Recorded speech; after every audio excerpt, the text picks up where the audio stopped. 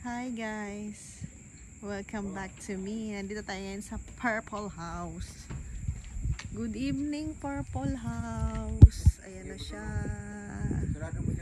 Ika na yung susi. Let's go, go, go. Welcome! Char. Good morning, madlang people.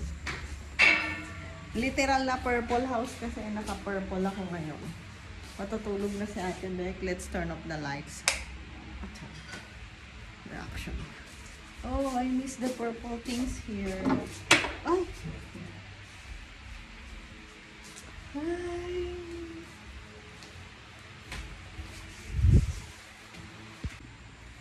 So guys, let's tour to my purple room with a purple Christmas tree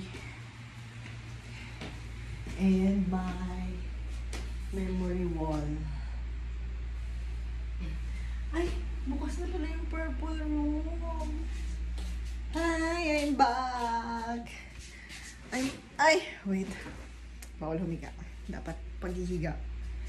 Tapos na ang half bath.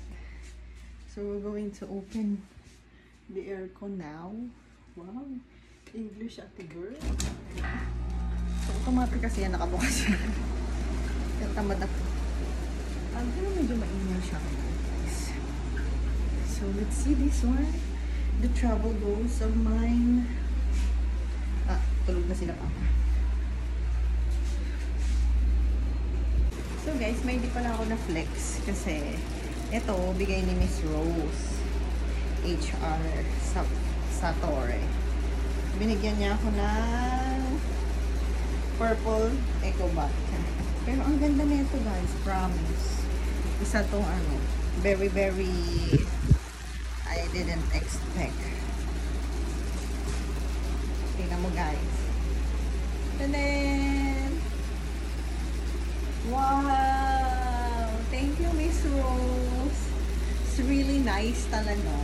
Oh, arte! Ayan. Binigyan niya ako. I appreciate it.